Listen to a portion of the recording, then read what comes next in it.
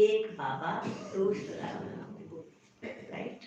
सारी पढ़ाई का एक ही सार है, बहुत कठिन नहीं, चारों सब्जेक्ट कवर हो जाएगी सिर्फ ये एक आत्मा की प्रैक्टिस करते।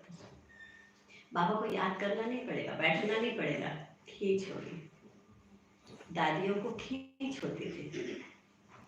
हमारे पास एक बहन थी, बोलती है जा करके दीदी को, दीदी पापा बहुत याद आ रहा। तो दीदी कहती, दीदी हम निर्मल संता दादी को कहते हैं, तो दीदी कहती थी तो अच्छी बात है, जाओ बाबा कमरे में बैठ जाओ। तो बोलती फिर तो और याद आएगा। और अगर उनको हम 2 मिनट स्टेज पर बिठा दिए कभी भी, वो दिन भर आपको बाबा के कमरे में मिलेंगे, इतना बाबा से प्यार। पहले शुरू में पांडव भवन में बाबा ऐसे आकर के बैठे रहते थे अकेले। हिस्ट्री हॉल देखा है आप लोगों ने, वहाँ बाबा ऐसे अकेले बैठे हुए, एक बहन जाती है मिल के बाहर आ जाती है। तो ये जो बहन जिसका मैं अनुभव सुना रही हूँ, वो बहन बाहर में ऐसे आंगन में घूम रही थी, तो वो बहन बोलती बाबा बैठे हैं, जाओ बात करना तो कर लो। तो वो सोची मेरी तो ऐसी कोई बात है नहीं, ना मेरी कोई समस्या है, ना कोई ऐसी बात है, क्या बात करूँगी। फिर भी घूमते घूमते अचानक सोची चलो चले ही जाते हैं। गई बाबा के पास, बाबा को कहती है बाबा आपको याद करते हो ना मेरे बहुत आंसू आते हैं। तो बाबा ने कहा बच्ची ये तो प्रेम के आंसू है ना, क्योंकि मुझे नहीं चाहिए, मेरा माथा भारी हो जाता है। तो बाबा ने कहा बच्ची तुम कर्म करते बाबा को याद करो, अर्थात कर्म योगी। उनका नाम भी था कर्मो बहन, तो बाबा ने उनका नाम दिया कर्म योगी। और वो सचमुच में चलते फिरते उनको बाबा कभी भूलता ही नहीं था, बैठने की जरूरत भी नहीं थी। तो ऐसी प्रैक्टिस हमारी हो जाए, हमको प्यार बाबा सिखा रहा है, जबकि हर एक को प्यार करना आता है ना, प्यार जुटता ही नहीं है, ये भी एक आश्चर्य की बात है। इसलिए छोटी छोटी बातों में दुखी हो जाते हैं, छोटी छोटी बातों में अप डाउन होते रहते हैं, छोटी मतलब क्या है हम अपने से पूछो। इसलिए बाबा कहते हैं ना अकेले में बैठ करके विचार सागर मंथन करो, इसके सामने बैठ जाओ, उसके सामने बैठ जाओ। क्यों बाबा कहता है? ताकि जिससे ज्यादा बात करते हैं ऑटोमेटिक उससे प्यार जुड़ जाता है, राइट। कम से कम बाबा से बातें करो, ये भी योग है। तो बाबा समझ करके बताता है कि मेरे बच्चों का कनेक्शन मेरे से जुड़ गया, और यही सिर्फ हमको करना है, बाकी हमको कोई मेहनत बाबा ने नहीं दी है। तो मैं बोलने शुरू करती हूँ। मीठे बच्चे, तुम्हें शरीर सहित सब चीजों से ममत्व निकालना। जब शरीर ही भूल जाएगा तो बाकी चीजों में क्या ममत्व रहेगा। जब आत्मा की प्रैक्टिस हो गई तो सब कुछ सहज हो गया। मीठे बच्चे, तुम्हें शरीर सहित सब चीजों से ममत्व निकालना है। जब तुम आत्मा पावन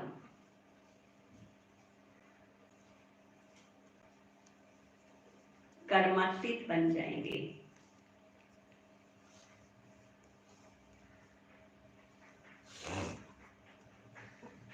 तब घर में जा सकेंगे।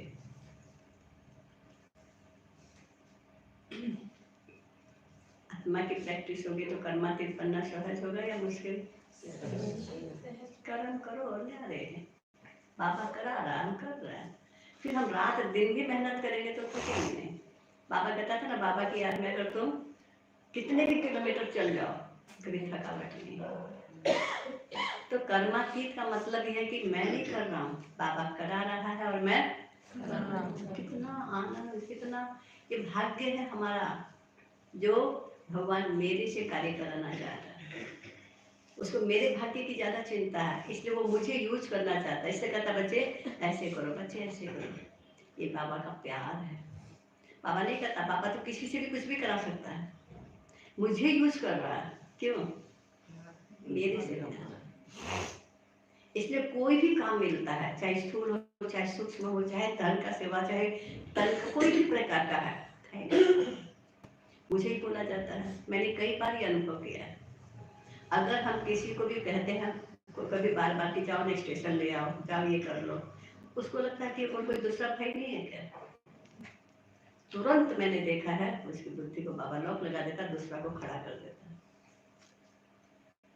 तो कभी भी ये संकल्प नहीं आना चाहिए कि मेरे को ही क्यों कहा जाता है, क्योंकि बाबा का मेरे में विश्वास है, मेरे से प्यार, इसलिए वो मुझे यूज कर रहा है। तो कितनी खुशी होगी, और जितनी खुशी होगी शक्तिशाली होंगे या नहीं होंगे। नेगेटिव एक कदम आगे बढ़ने नहीं देता है। ना हम नेगेटिव बातें करें, क्योंकि जो कर रहा है वो सुधर जाएगा, क्योंकि उसको पता मेरे से भूल हो रही है। लेकिन जो सुनता है, जो वर्णन करता है, वो कभी सुधरता नहीं, उसका सारी कभी उसके पास आ गए। पर निंदा, पर चिंतन ऐसे भक्ति में भी कहते हैं, पतन की का मूल है, जड़ है। कभी भी संगम युग में किसी को नहीं देखना है, क्योंकि बाबा ने ये भी कहा राजधानी स्थापन हो रही है। अगर मैंने किसी को भी देखा, उसकी कमी मेरे में आ गई, मेरा नुकसान हो जाएगा। मैंने किसी की कोई बात सुन ली, हम लोग क्या कहते हैं, एक कान से सुन के दूसरा से निकाल देते हैं। एक कोई नहीं बोलता, उसी से सुनते उसी से निकालते हैं। एक कान से सुनते और दूसरा से निकालते तो अंदर जाता है कुछ या नहीं जाएगा, हाँ या नहीं। इधर से सुन के इधर जाने में तो कुछ तो अंदर जाएगा ना। और जो कीड़ा अंदर चला गया वो किसको परेशान करेगा। जब हम किसी के बारे में कुछ सुन लेते हैं ना, फिर क्लास में भी बैठे होंगे ना, अगर वो व्यक्ति आ गया तो हम इशारा वही है ना, सोचो कीड़ा कहाँ चल रहा है, कहाँ बैठे हैं और बुद्धि कहाँ, क्यों सुना मैंने। कोई कहता भी है तो क्या करना चाहिए, प्लीज मुझे समय नहीं, कहीं सेवा करना है, कोई और काम है तो बता दो, उसको पता पड़ जाना चाहिए। और दूसरी बात और एक सीख लो कि बड़ों से हमारा कनेक्शन बहुत अच्छा होना चाहिए। हर बात बड़ों से शेयर करो, किसी की हिम्मत नहीं होगी उसके साथ कोई नेगेटिव बात करेगा, उसको पता बता देंगे बड़ों को, सेफ हो गए हम। कोई इसको हिला ही नहीं सकता, कहीं भी नहीं ले जा सकता, ना कोई पार्टी ले जा सकती है और ना कोई ब्राह्मण बच्चा बाबा से और बड़ों से दूर कर सकता है। तो बड़ों से शेयर करो हर बात, आपस में कभी भी शेयर नहीं करो। अगर किया तो अपना तो नुकसान है ही है। बाबा तो ने गंदगी अगर चारों तरफ फैलाएंगे तो बदबू किसको आएगी। तो हमारा बाबा बहुत प्यारा है, प्यार का सागर है। हमारी दादियों को देखो कितना बाबा से प्यार, हम आपको थोड़ा कुछ अनुभव सुनाएंगे। दादियाँ कितना बाबा से प्यार करते थे, बाबा तो बाबा को करता ही था। बाबा तो हम लोग मुरलियों में बाबा की बहुत बातें सुनते हैं, कैसे अकेला में बच्चों के जैसा चलता था, नशा चढ़ जाता था, मैं कृष्ण बनूंगा, मैं ऐसा बनूंगा। हम लोग को नशा ही नहीं चढ़ता है, क्यों नहीं चढ़ता, पूछो ना अपने आप से, कितना नशा चढ़ना चाहिए। तो बाबा का प्रश्न है आज का, आत्मा को किस बात से बहुत डर लगता है।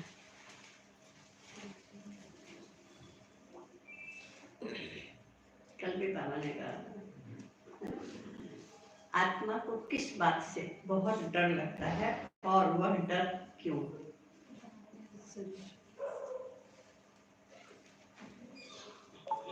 उत्तर, आत्मा को शरीर छोड़ने से बहुत डर लगता है।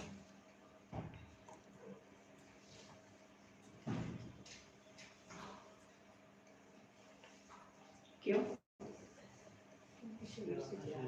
क्योंकि शरीर, क्योंकि उसका शरीर में ममत्व हो गया।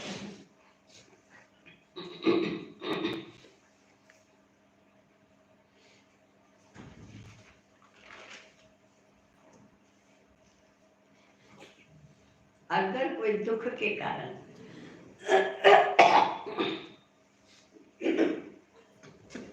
अगर कोई दुख के कारण शरीर छोड़ना भी चाहता है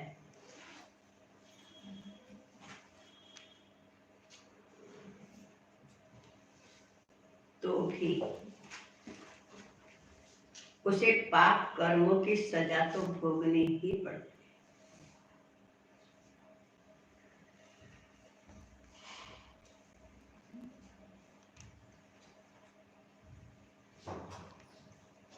संगम पर तुम बच्चों को कोई भी डर नहीं,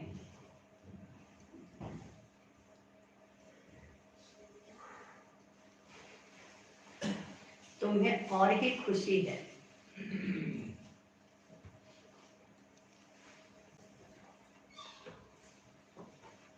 कि हम पुराना शरीर छोड़ बाबा के पास जाएं। नशा है खुशी कि हम पुराना शरीर छोड़ बाबा के पास जाएं। परसों भी हम लोग जयंती दीदी के साथ बात कर रहे थे, उड़ीसा आई हुई हैं, तो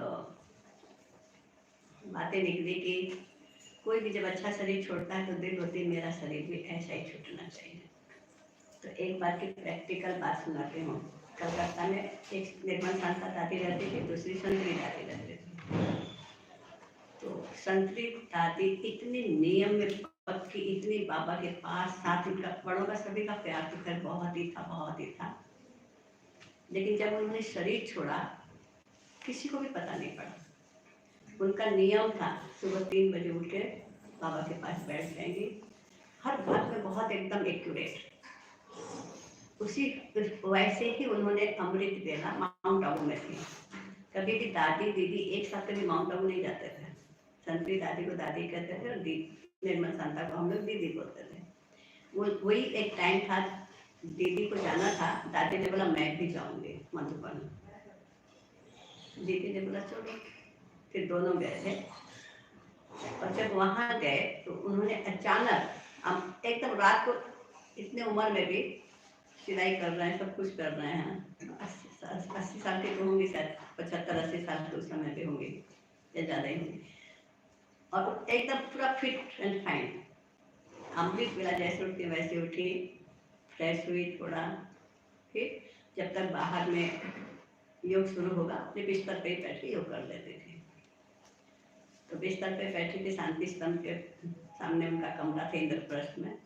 तो बैठी बाबा को बोलती है, बाबा आप मुझे अपने पास कब बुलाएंगे? बाबा ने कहा आओ बच्चे, आत्मा वहाँ शरीर है। जानकी दादी ने कहा मुझे शरीर छोड़ना है तो मुझे ऐसा ही छोड़ना है। कैसा छोड़ना है? ऐसा ही छोड़ना है। लेकिन अगर हमारा हिसाब किताब रह गया तो क्या होगा? चुप तो बिना किए हम घर, तो खाली संकल्प करने से नहीं होगा, उसके लिए बहुत समय का पुरुषार्थ चाहिए। आप लोग को लेट जाएगी, इस पेट में सुनाओ क्या करूं? ठीक है, सुने, बैठे थोड़ा देर। हाँ जी। ओम शांति। मीठे मीठे बच्चों को समझाया गया है, एक है ज्ञान, दूसरा है भक्ति। ड्रामा में यह नूर है। ड्रामा के आदि मध्य अंत को और कोई भी नहीं जानते। कौन बैठे यहाँ? त्रिकालदर्शी, त्रिनेत्री, सब जान रहे हैं।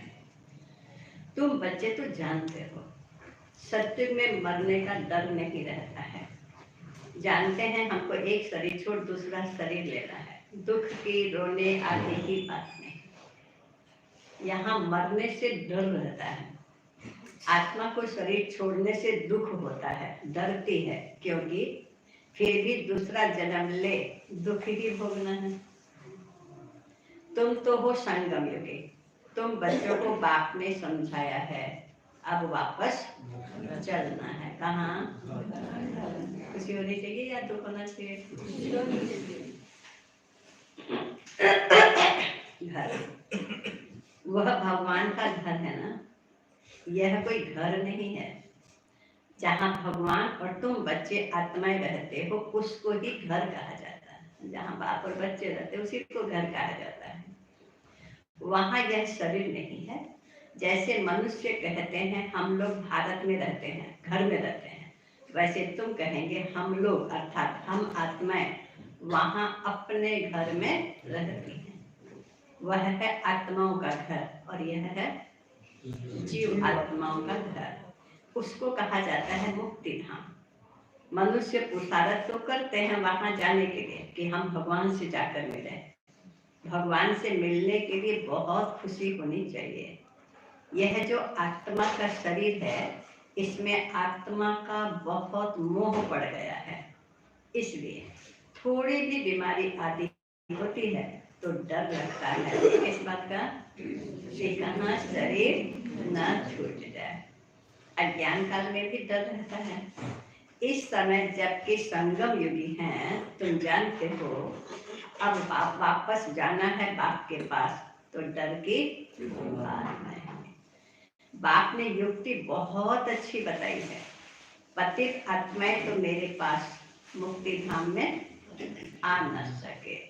वह है पवित्र आत्माओं का घर, यह है मनुष्यों का घर। यह शरीर बनते हैं 5 तत्व से, तो 5 तत्व यहाँ रहने लिए खींचते हैं।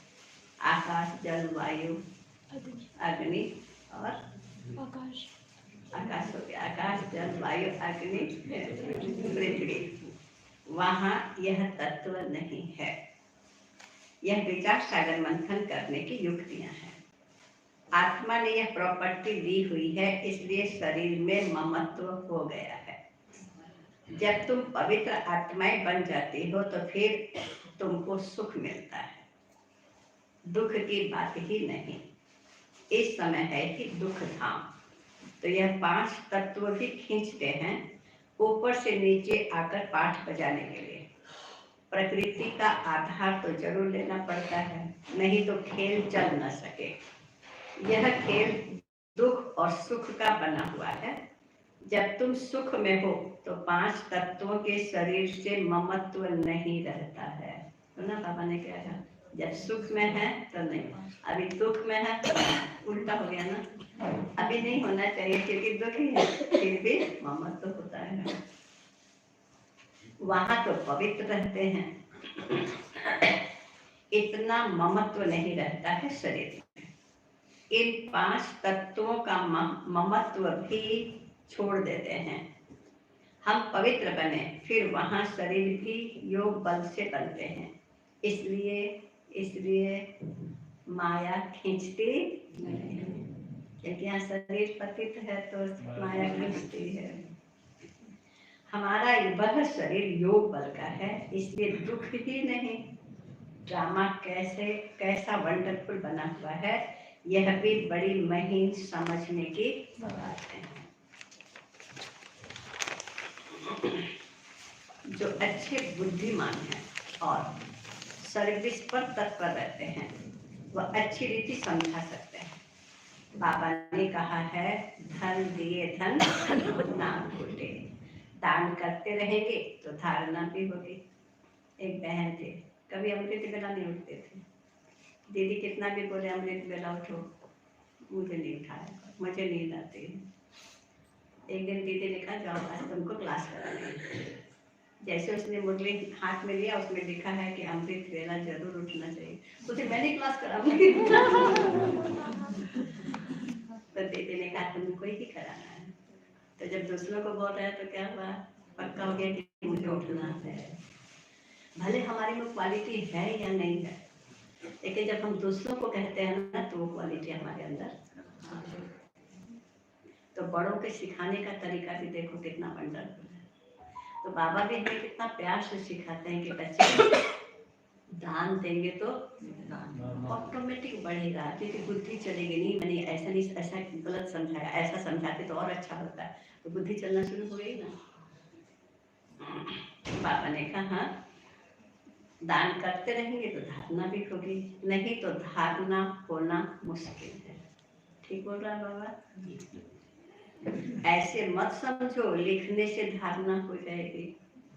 हाँ, लिखकर किसको कल्याण के लिए पॉइंट भेज देते हैं तो वह और बात है, ये सेवा हो गई। तो एक अलग बात है, हम लोग लिखते हैं, डायरी बंद करके रख देते हैं, फिर दूसरा दिन आएंगे फिर डायरी निकाल के लाएंगे, उसे क्या फायदा है? बाबा ने कहा खुद को तो काम में नहीं आती है। कोई तो कागज लिखकर फालतू फेंक देते हैं, यह भी अंदर में समझ होनी चाहिए कि मैं लिखता हूँ फिर वह काम में आता है। लिखकर फेंक दिया तो उससे क्या फायदा। यह भी आत्मा जैसे अपने को ठगती है।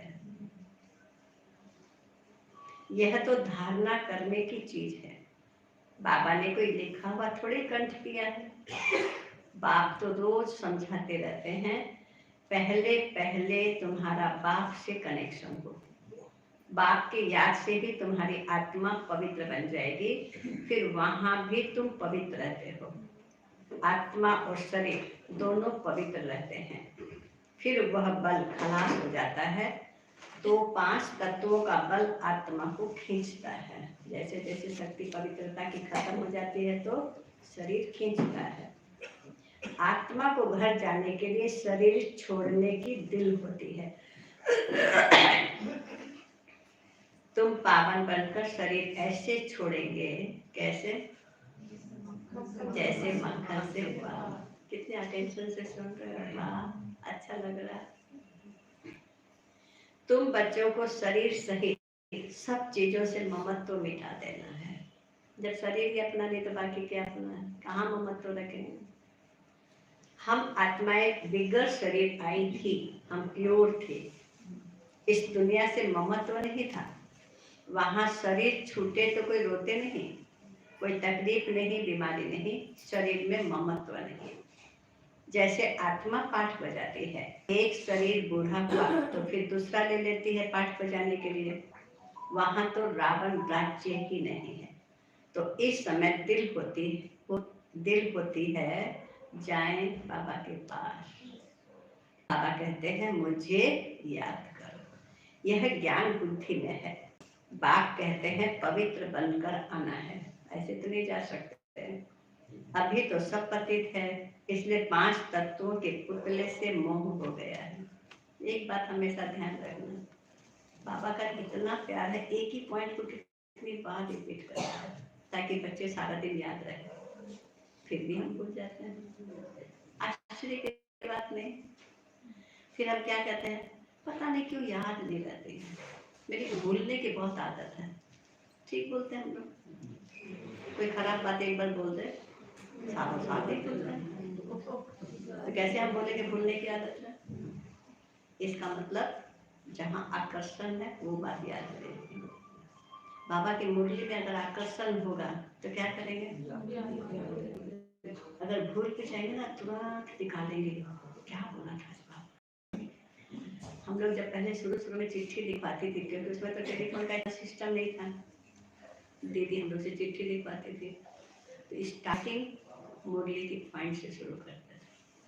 आज पापा ने ये बोला था, आज पापा ने ये कहा, उसके बाद जो काम की बात है देखो प्रैक्टिस में ही चली गई थी। बाबा की बातों से कोई बात करना ही नहीं। अपने को चेक करो, हम लोग क्या करते हैं सारा दिन में। तुमने ऐसा क्यों किया, ये ऐसा क्यों, ऐसा नहीं होना चाहिए। घर में भी ऐसे, बाहर में भी ऐसे। पता है, जब भी मिलेंगे आज बाबा ने क्या कहा, नहीं बात करते हैं।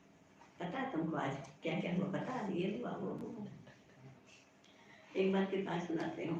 एक माता थी, सारा दिन बूढ़ी माता थी, सारा दिन पोते को, पोती को, बच्चे को, बहू को, सबको एक गिलास यहाँ क्यों रखी, वो ऐसा क्यों किया, ऐसा क्यों करते हो, दिन भर टक टक टक टक टक टक।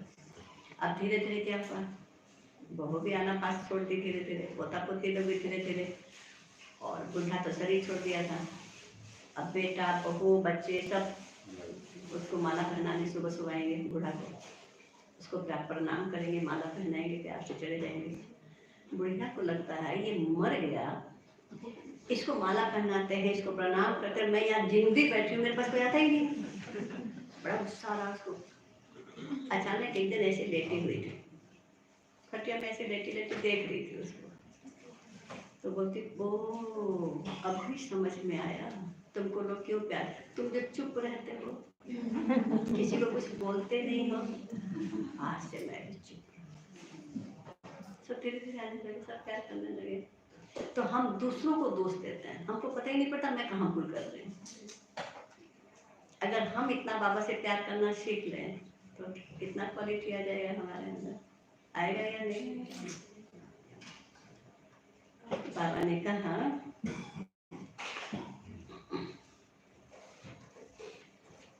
पांच तत्वों के पुतले में मोह है। एक ही बात कितनी बार बाबा देखो समझा है, इनको छोड़ने के दिल नहीं होते, नहीं तो विवेक कहता है शरीर छूट जाए और हम बाबा के पास चले जाए। अभी पुरुषार्थ करते हो, हमको पावन बनकर बाबा के पास जाना है। कैसे बनकर जाना है? और बाबा ने ठेका लिया है, मैं बना के ही देके जाऊंगा। कैसे बनाना ये भी बाबा को पता है, युक्ति पता है तो कैसे बनाना है। तो क्या करना, प्यार से बनना है, नमाज खा के बनना है, बनना तो हो गए। हमारे पास एक युगल आता था, VIP युगल था, तो उसको जल्दी पवित्रता की बातें सुनाते नहीं हैं। जब मधुबन जाने का टाइम होता है तो वो भी बोलने लगा, मुझे मधुबन जाना, मुझे मधुबन जाना है। तो फिर मैं सोचा कि तो हो गया 2-4-6 महीना हो ही गया है, चलो बता देते हैं। मैंने अपना मधुबन तो ऐसे नहीं जा सकते हैं, उसके लिए तो पवित्र बनना। इतना उसको फीलिंग आया, उसके पास से आना परमानेंट बंद कर दिया। बोलते ये हो सकता है घर में रह के कोई पवित्र बने? मैं बहुत जबरदस्त, आज तक भी नहीं आता। 2-4 महीना हुआ कि नहीं हुआ, उसकी युगल शरीर छोड़ दे। बना के नहीं बना पवित्र बना या नहीं बना?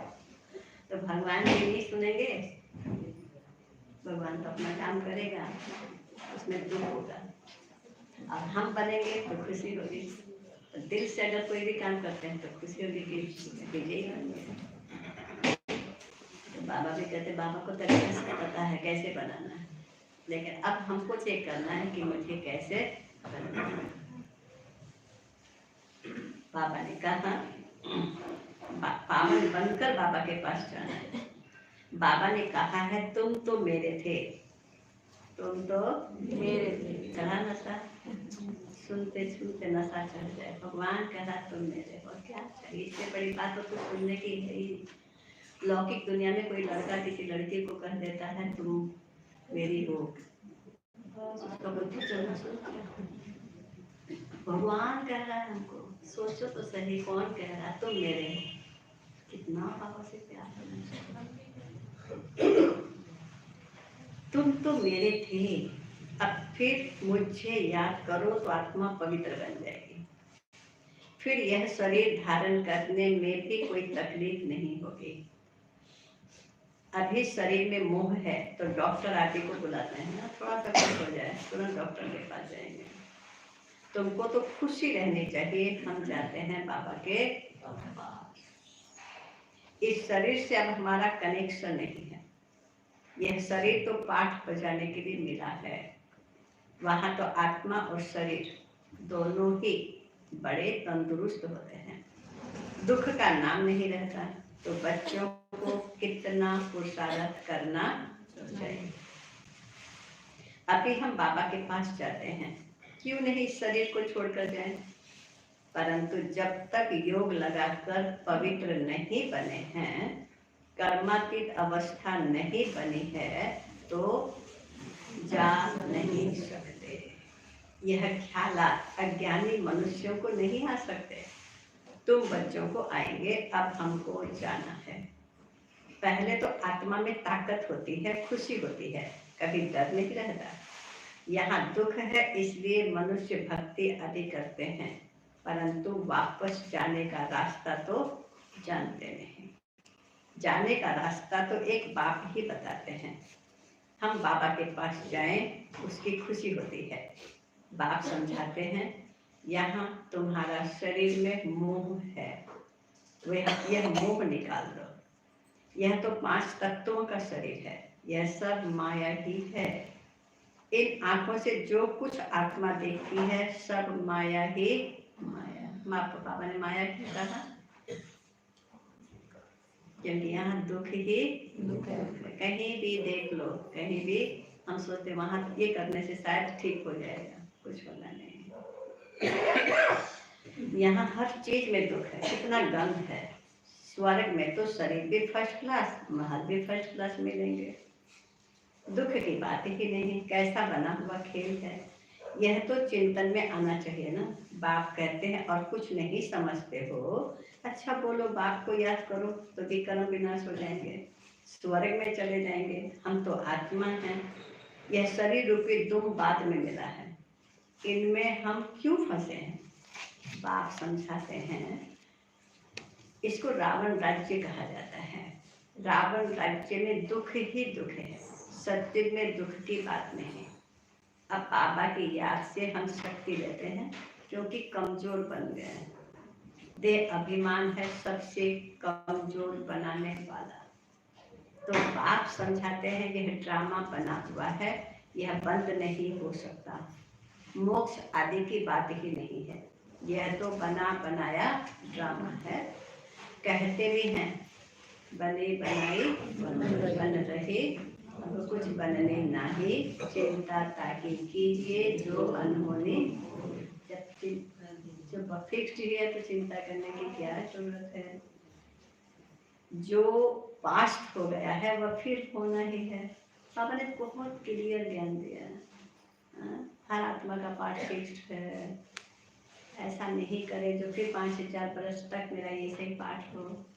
संगम में रिकॉर्डिंग का समय चल रहा है, ऐसा सुंदर सा रिकॉर्डिंग करें जो जन्म जन्म हमारा अच्छा पद हो, और जन्म जन्म नहीं कल्प कल्प मेहनत नहीं करना पड़ेगा। बस एक ये संगम में थोड़ा सा मेहनत भी क्या कहेंगे, सिर्फ अटेंशन। थोड़ा सा टेंशन दे तो हम कितना ऊंचा पद जन्म जन्म के लिए तैयार कर सकते हैं। थोड़ा सा अलबेलापन कितना हमको नुकसान पहुंचाता है हमको पता ही नहीं। बाबा ने कहा चिंता की बात ही नहीं, जो पास्ट हो गया वो होना ही है। सत्य में खराब कुछ होता नहीं, यहाँ चिंता लगी है। बाप कहते हैं यह तो ड्रामा है। बाप ने रास्ता तो बताया ही है, ऐसे तो मेरे पास पहुंच जाएंगे, मक्खन से बाल निकल जाएगा।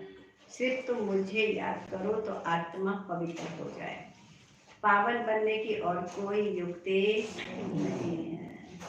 अभी तुम समझते हो हम रावण राज्य में बैठे हैं, वह है ईश्वरीय राज्य। ईश्वरीय राज्य और आसुरी राज्य का खेल है। ईश्वर कैसे आकर स्थापना करते हैं, कमाल है। पराये राज्य में इतनी गंदी दुनिया में आकर तो कैसे बाबा बच्चों को बना रहे हैं, हम अपने को नहीं बना पा रहे हैं। और बाबा देखो सारा विश्व को कैसे, वो भी ऐसी दुनिया में गुप्त रूप से आकर के कितना बड़ा काम कर रहे हैं। उठते बैठते बाबा को जितना धन्यवाद है, फुर्सत ही नहीं इधर की बातों को सुनने का हमारे पास। बाबा ने कहा ईश्वर कैसे आकर स्थापना करते हैं यह किसको पता नहीं है। बाप को ही ज्ञान का सागर कहा जाता है, वही आकर सब समझाते हैं। अभी तुम सारा ज्ञान समझ रहे हो, फिर यह सारा ज्ञान भूल जाएगा।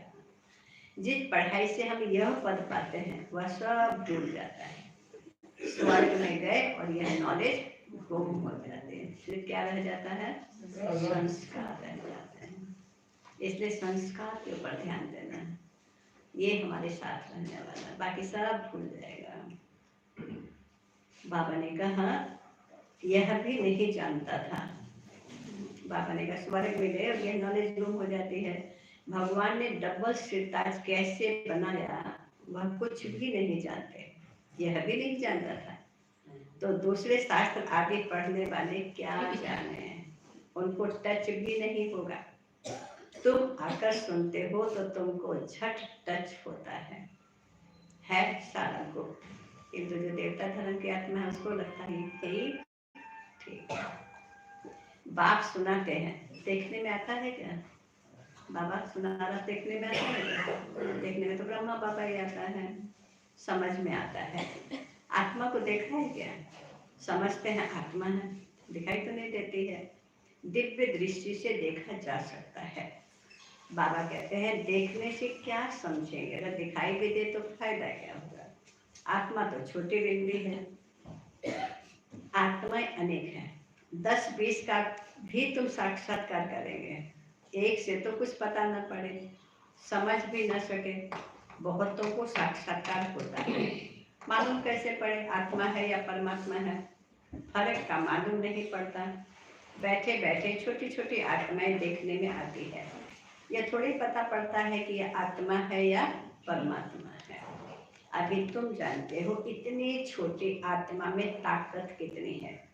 आत्मा तो मालिक है, एक शरीर छोड़ दूसरे में प्रवेश करती है पाठ बचाने के लिए। कितनी कुदरत है, वंडरफुल है ना। तुरंत इधर निकलती उधर चली जाती है।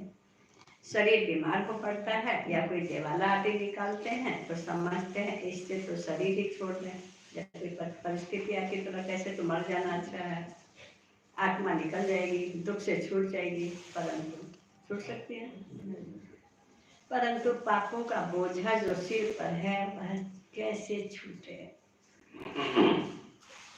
तुम पुरुषार्थ ही करते हो कि याद से पाप विनाश हो जाए।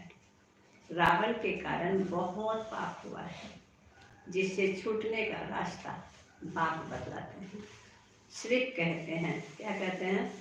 मुझे याद करते रहो, याद करते करते शरीर छूट जाए, तुम्हारे पाप आदि सब खत्म हो जाएंगे। याद करना भी आगे क्या होगा? बाबा कहते याद करते करते शरीर भी छूट जाएंगे, किंतु याद करना भी मासी का घर दिखाई दे रहा है ना। बहुत करते, मुझे याद करने लिए माया तुमको बहुत हैरान करती है, घड़ी घड़ी भुला देती है। बाबा अनुभव भी सुनाते हैं, मैं बहुत कोशिश करता हूँ परंतु फिर भी माया अटक डालती है। बच्चों का दोष नहीं देता, कभी नहीं, माया अटक डालती है, माया तुमको हैरान करती है। मेरा कोई दोष नहीं बोलते हैं, कोई बात नहीं। माया बाप को बोलते बाबा क्या करें, हम तो चाहते हैं। बाबा ने कहा माया अटक डालती है भी दोनों साथ इकट्ठे, इकट्ठा होते भी घड़ी घड़ी भूल जाता हूँ, बड़ा कठिन है। घड़ी घड़ी यह याद पड़ा, फलाना याद पड़ा, ये याद पड़ा, एक सेकंड में खिसक जाती है बुद्धि। तुम तो बहुत अच्छा पुरुषार्थ करते हो। सुना बाबा क्या कहता हूँ? ये कौन बोल रहा है? बाबा बोल रहा है। कोई तो गपोड़े भी मारते हैं, 10-15 दिन चार्ट लिख कर छोड़ देते हैं, इसमें बहुत खबरदारी रखनी पड़ती है। गपोड़े मारते हैं, क्या बोला पापा ने? मैं तो सारा दिन बाबा याद में रहता हूँ, बाबा किस में मेरा है ही कौन, ये गपोड़ा मारना है। बाबा ने कहा समझते तो हैं हम प्योर हो जाएं, कर्मातीत अवस्था को पहुंचे तब विन करें, यह ईश्वरीय लॉटरी है ना। बाबा को याद करना यह है याद की डोरी, बुद्धि से समझने की बात है। भल कहते हैं हम बाबा को याद करते हैं, परंतु बाबा कहता है याद करना आता ही नहीं। ऐसे कैसे हो सकता है? अगर बाबा को याद करना आए, कितने भी थके होंगे, कुछ भी होगा, नींद आएगी। बाबा याद आते जैसे चमक जाएंगे, एकदम खुश, नींद अपने खुल जाएगी। हम कितने भी थके, कोई हम जिसको हम बहुत प्यार करते हैं सामने आ जाए तो क्या सब थकावट खत्म हो जाती है ना। तो बाबा को सचमुच में हम याद करना ही नहीं जानते हैं। अगर याद आ जाए बाबा, कभी झटका नहीं, कौन सामने खड़ा है, कौन हमसे बातें कर रहा है, कितना हमें प्यार कर रहा है। बाबा कहते बस ये सब बातों को थोड़ा सा कल याद करो ना, बुद्धि एकदम पहुंच जाएगी बाबा के पास, सेकंड में पहुंच जाएगी। बाबा को याद करना यह है याद की डोरी। बाबा ने कहा भल कहते हैं हम बाबा को याद करते हैं, परंतु बाबा कहता है याद करना आता ही नहीं है। पद में भी फर्क तो पड़ता है ना। कैसे राजाई स्थापन हुई है, तुमने अनेक बार राजाई दी है, फिर गंवाई है। बाबा हर 5000 वर्ष बाद पढ़ाते हैं, एक ही बार ये पढ़ाते हैं बाबा, फिर तो पढ़ना ही नहीं है। फिर रावण राज्य में तुम वाम मार्ग में चले जाते हो, जो देवता थे वही फिर वाम मार्ग में गिरते हैं। तो बाप बहुत गुह्य बातें समझाते हैं बाप को याद करने की। देखो बाबा ने क्या कुछ बातें समझाई। बाबा को याद करने से हम क्या बनेंगे? पहला तो पवित्र बनेंगे, फिर घर जाएंगे, फिर कहाँ जाएंगे, सत्संग में आएंगे। बाबा ये सब क्यों सुनाता है? क्योंकि बच्चों को चाहिए प्राप्ति, और प्राप्ति की बातें याद आती है तो ऑटोमेटिक वो याद आए। तो बाबा बहुत गुझे गुझे बातें समझाते हैं ताकि बच्चों को, मैं ही बहुत बार बना हूँ, मुझे ही ऐसा बनना है, ताकि बच्चे को बाबा याद रहे। है तो बहुत सहज, शरीर छोड़ बाप के पास चले जाएं, मुझे जाने तब योग बल से विकर्म विनाश हो। वह तो पिछाड़ी में ही हो सकता है, परंतु वापस तो कोई आता नहीं। भल कोई कुछ भी करे, यथार्थ योग तो मैं ही आकर सिखलाता हूँ। फिर आधा कल्प योग चलता है, वहां तो अथाह सुख भोगते हो। भक्ति मार्ग में मनुष्य क्या क्या करते रहते हैं। बाप जब आकर ज्ञान देते हैं तो फिर भक्ति होती नहीं। ज्ञान से दिन हो गया, फिर कोई भी तकलीफ नहीं। भक्ति है रात भर का खाने की, वहां तो दुख की बात ही नहीं। यह सब बातें जो यहाँ का सैपलिंग होगा उनकी बुद्धि में बैठेगी। ये बड़ी महीन बातें हैं, वंडरफुल ज्ञान है जो सिवाय बाप के और कोई समझा न सके। बहुत थोड़े समझने वाले होते हैं, ड्रामा में नोट है। इतना समझाता हूँ क्यों नहीं समझते? नहीं, ये भी ड्रामा में है। किसी भी बात में बाबा को गुस्सा नहीं आता है, उसमें कुछ भी फर्क नहीं पड़ सकता। मनुष्य तो समझते हैं परमात्मा क्या नहीं कर सकता, परंतु भगवान तो आते ही एक बार हैं, आकर तुम्हें स्वर्ग का रास्ता बताते हैं। अभी तो बच्चों की कितनी विशाल बुद्धि हो गई है, यह दोनों ही इकट्ठे हैं। यह भी किसको देखेगा, समझता है शांति का दान देना है। देखने से मालूम पड़ता है कि यह हमारे घराने का है, वह नहीं है। सर्विस एबल बच्चों का भी काम है नब्ज देखना। अगर हमारे कुल का होगा तो शांत हो जाएगा। सुनते सुनते उसको एकदम उसको आकर्षण होकर शांत हो जाएगा। अच्छा, मीठे मीठे सिखिलते बच्चों प्रति माँ पिता बाप दादा का याद प्यार और गुड मॉर्निंग। रूहानी आपकी, रूहानी बच्चों को नमस्ते। हम रूहानी बच्चों की तरफ से रूहानी बाप दादा को याद प्यार और नमस्ते नमस्ते नमस्ते। धारणा का साथ, पावनपन बाप के साथ, पावनपन बाप के साथ।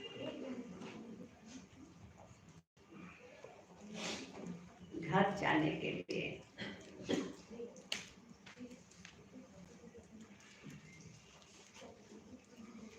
इस 5 तत्वों के पुतले से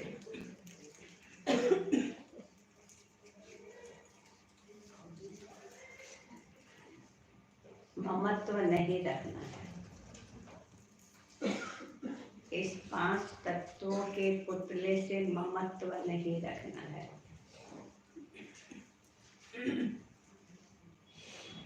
शरीर छोड़ने का डर निकाल देना है। बाबा को जरूरत होगी कहीं भी ले जाएगा, रखेगा तो उसकी मर्जी। कुछ सेवा कराना होगा तो रखेगा, नहीं गुस्सा कराना होगा तो ले जाएगा। डरने का कोई बात ही नहीं। शरीर छोड़ने का डर निकाल देना। नंबर 2, याद की यात्रा का चार्ट। याद की यात्रा का चार्ट बड़ी खबरदारी से बढ़ाते रहना।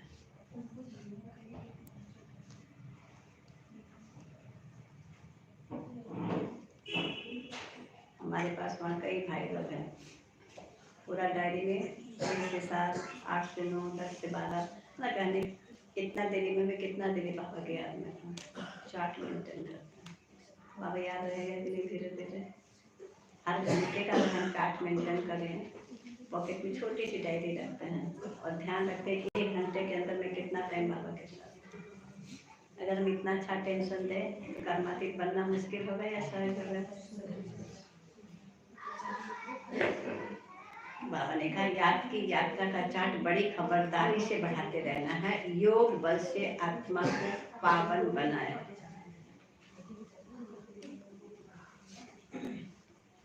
योग बल से आत्मा को पावन बनाए, कर्मातीत बन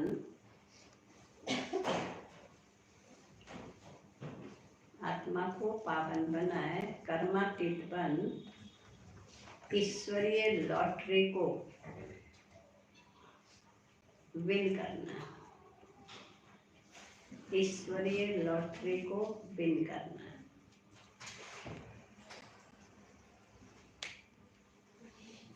वरदान।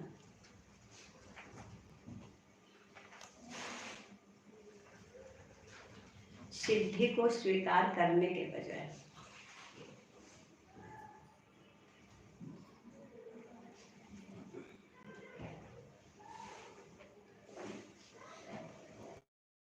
सिद्धि का प्रत्यक्ष सबूत दिखाने वाले।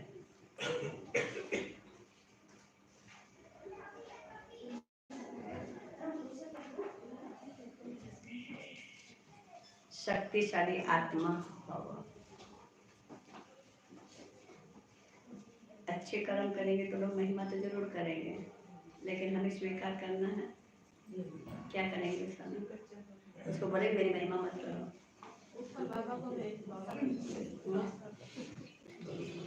बाबा को तुरंत हैंड ओवर कर दो।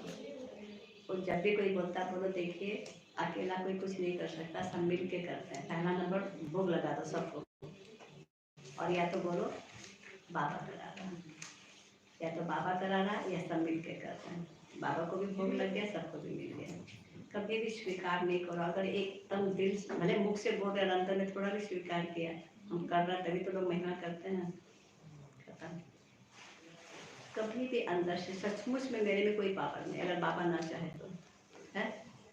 बाबा करा रहा, थैंक्स बाबा। जितना हम निर्माण करेंगे उतनी क्वालिटी हमारे में आती जाएगी। बाबा भी यूज करेगा हमें।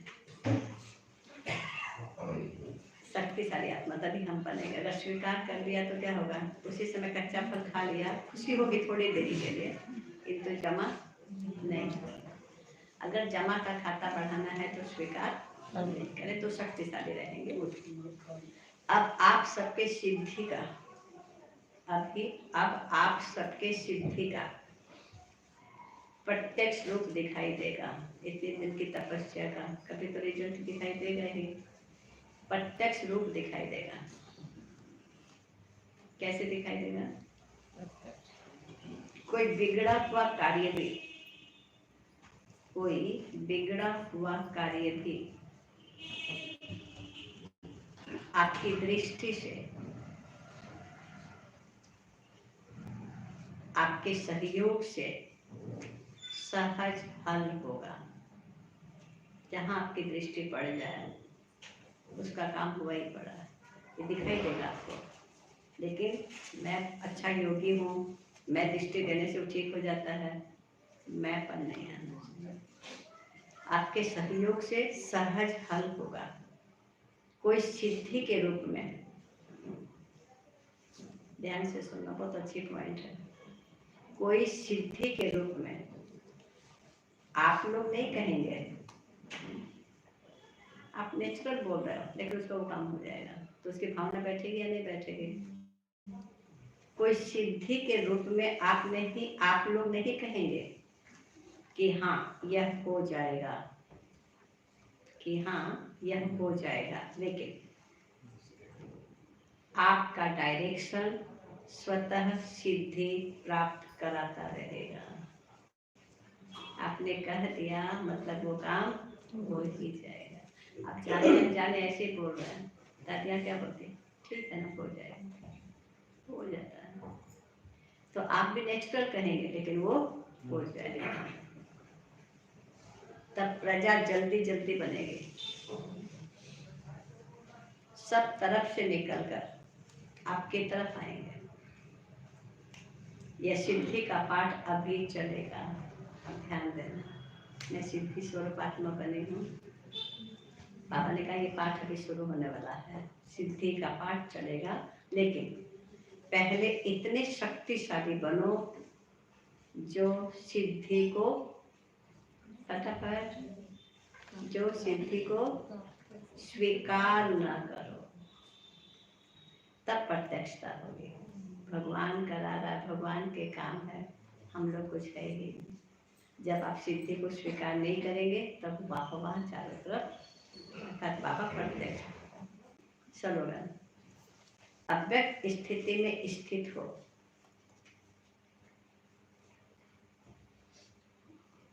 अव्यक्त स्थिति में स्थित हो, मिलन मनाओ।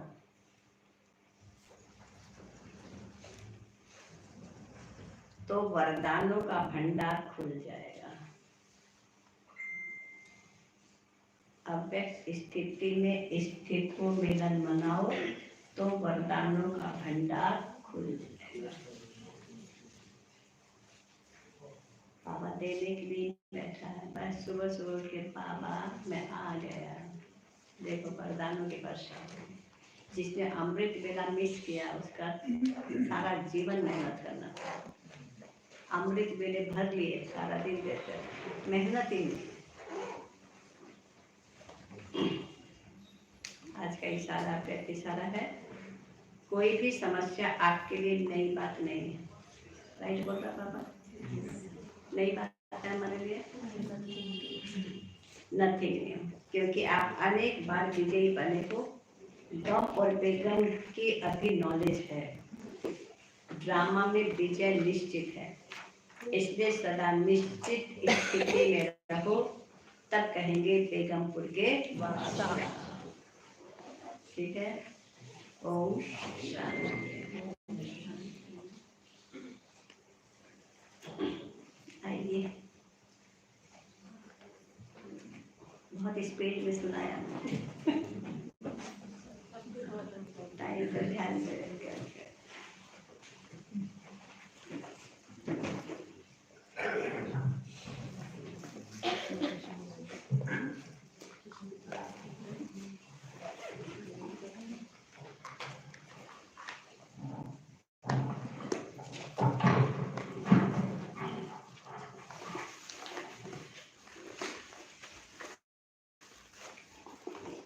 ओम शांति।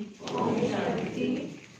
याद है आप ऊपर आ जाइए, अमित भाई आप उधर से यहाँ अमित है।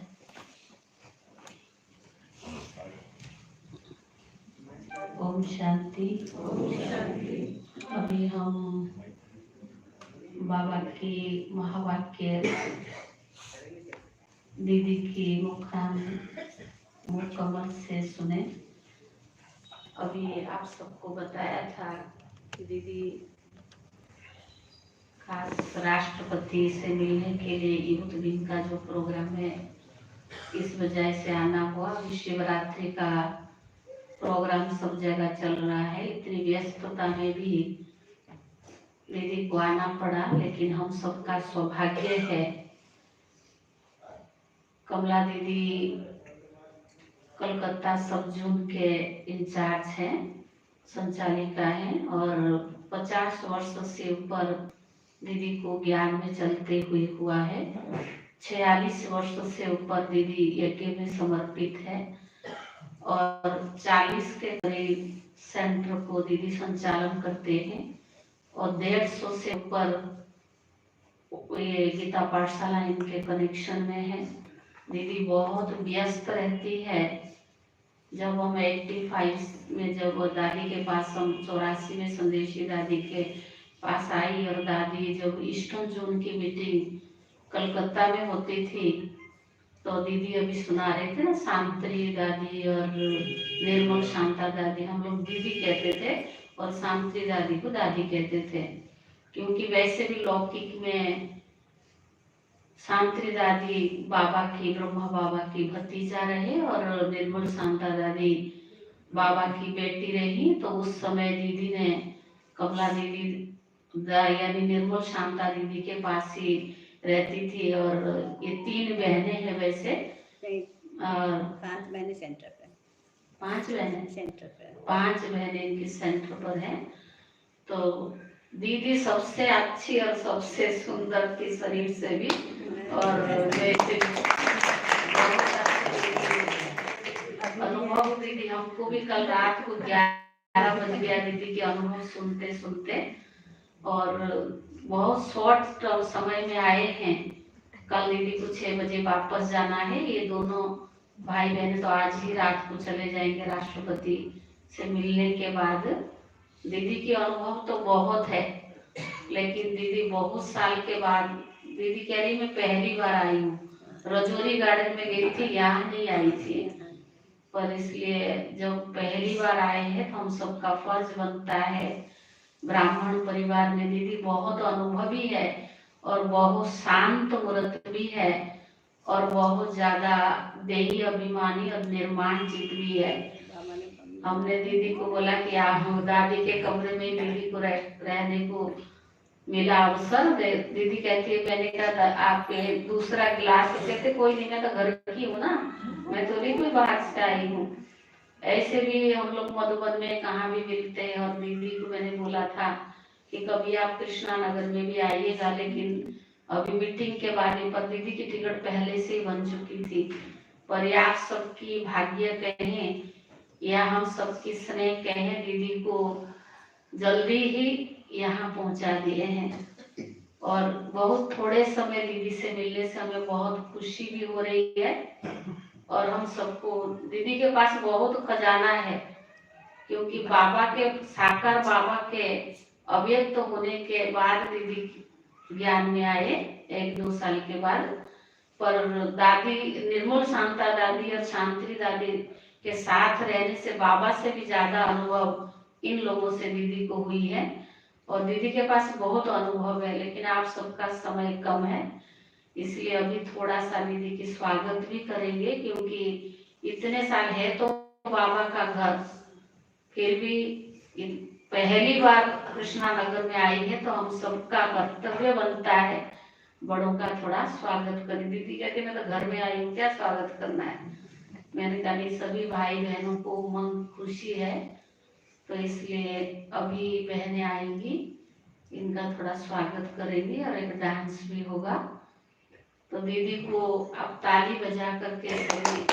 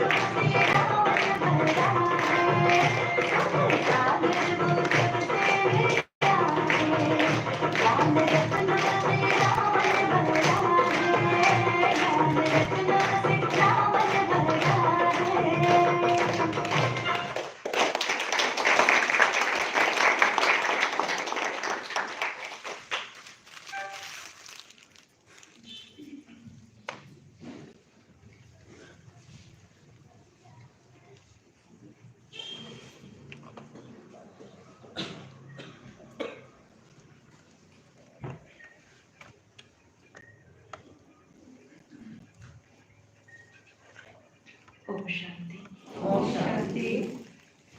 मेरे शरीर का नाम नेहा बहन और मैं कोलकाता श्यामनगर से। ये मेरा सौभाग्य रहा है कि भले जैसे दीदी ने कहा कि दीदी ने दादी का पालना लिया और ये हमारा सौभाग्य है कि हमें दीदी जैसी हस्ती की पालना मिली। 2013 वर्षों से सेंटर पे समर्पित रूप से सेवाएं दे रहे हैं और बहुत अच्छा लग रहा है आप सबके बीच आकर। और ये हमने सोचा भी नहीं था कि राष्ट्रपति भवन में आने का मौका मुझे मिलेगा, क्योंकि बहनें तो कई है पर उसमें से मेरा सिलेक्शन ये मेरे लिए बहुत बड़ी बात है। तो उसके लिए बाबा को बहुत बहुत धन्यवाद और साथ में हमारी दीदी जी को बहुत बहुत धन्यवाद।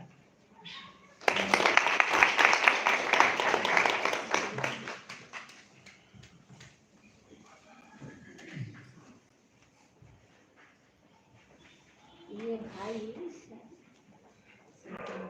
साइकोलॉजिस्ट है पर बहुत अच्छे, इनके पास बहुत सारी डिग्रीज भी है और ये भाई घर में रहते कुमार है, समर्पित जैसा सेवाएं दे रहे हैं और सारी बाहर की जितने भी पब्लिक प्रोग्राम है ये भाई अरेंजमेंट करते हैं। जैसे कि दीदी के राइट हैंड बन करके पूरी सेवाएं देते हैं भाई। और अपना अनुभव सुना।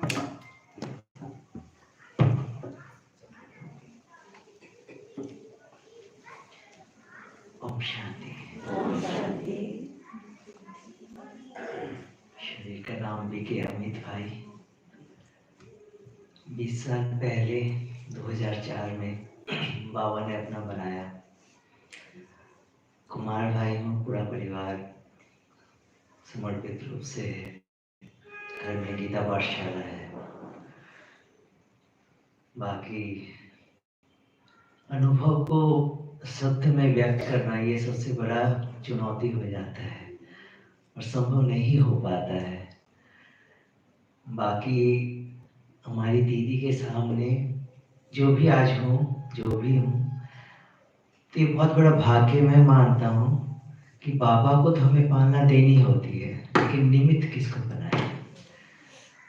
तो शायद बहुत जन्मों का पुण्य था जो हमारे निमित्त हमारी बड़ी दीदी बनी।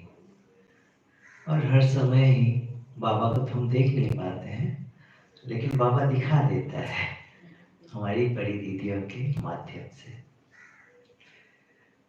बाकी जो भी है प्रोफेशन ये सब प्रोफेशन में बाबा ने काउंसलर साइकोलॉजिस्ट बनाया, मन का विज्ञान सिखाया, दोस्तों वाला सेवाएं भी करवाते हैं बाबा। बाकी कुछ मैं करता नहीं हूँ रियल में, बाबा करवाता है, दीदी करवाती है, बाकी ऐसा कुछ है नहीं मुझ पे।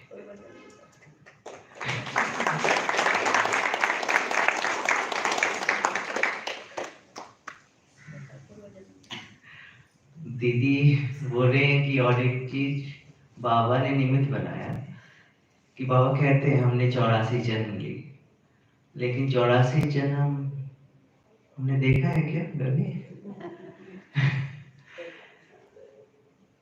बात है कि एक थेरेपी होती है जिसे कहा जाता है, साधारणतः पश्चिम जगत में ये बहुत ही विख्यात है, पास्ट लाइफ रिग्रेशन कहते हैं। तो बाबा ने मुझे निमित्त बनाया, मैं पास्ट लाइफ रिग्रेशन करता हूँ, बहुतों को पूर्व जन्म में लेके जाना, क्योंकि क्या होता है कि इस जन्म में बहुत सारी हमारी समस्याएं होती है, शारीरिक हो सकती है, मानसिक हो सकती है, संबंध के हो सकते हैं, लेकिन हमें पता नहीं है कि उसका कारण क्या है। बहुत समय मेडिकल साइंस भी फेल होती है, वो सिर्फ इस शरीर को देख रही है, अगर उसकी उम्र है 40 साल से 40 साल को ही देख रही है, और उस शरीर को 5 फुट 6 फुट के शरीर को ही देख रही है। लेकिन वो समस्या आई क्यों? बाबा ने कहा कार्मिक अकाउंट, लेकिन कार्मिक अकाउंट हम देख नहीं पाते हैं। तो ये पास्ट लाइफ रिग्रेशन ऐसा होता है कि हम उन्हें पास्ट लाइफ में पूर्व जन्म में ले जा सकते हैं, दिखा सकते हैं कि ये अगर शारीरिक समस्या है तो इसके पीछे का कारण किस जन्म में क्या हुआ था। बहुत समय हम मानते हैं हाँ कार्मिक अकाउंट है, लेकिन दिल से स्वीकार नहीं कर पाते हैं कि इसके साथ मेरा इतना क्यों है। लगता है कि वही वो चेंज हो जाए तो मैं चेंज हो जाऊँ, मतलब सब कुछ अच्छा हो जाए। स्वीकार क्यों नहीं हो पाता है? क्योंकि हमने ज्ञान से सुना, लेकिन उसे अंदर से स्वीकार नहीं किया। तो पास्ट लाइफ रिग्रेशन में क्या होता है, वो जाता है, देखता है, अच्छा मैंने ये किया था, और ये इतना वास्तविक क्यों होता है? यहाँ पे जो करवाने वाला होता है वो कुछ बोलता ही नहीं है, जो जाता है वो खुद अपनी आंखों से देखता है कि मैंने ये किया था, इस कारण से मेरा ऐसा है, और वहीं से उसका कार्मिक अकाउंट सेटल हो जाता है। और उसके बाद जब वो माफी मांगता है या जो भी करता है तो वो पूरी तरह से निकल जाता है। तो कुछ ना कुछ इस तरह से बाबा सेवाएं करवाते हैं। तो बस इतना ही, समय की पाबंदी है, तो इसलिए आप सभी से मिलकर बहुत अच्छा लगा, आप लोगों की दीदी से मिलकर बहुत अच्छा लगा, अनु दीदी से मिलकर बहुत अच्छा लगा। बहुत धन्यवाद आप सभी को। ओम शांति। आप सभी की प्रसन्नता आइएगा।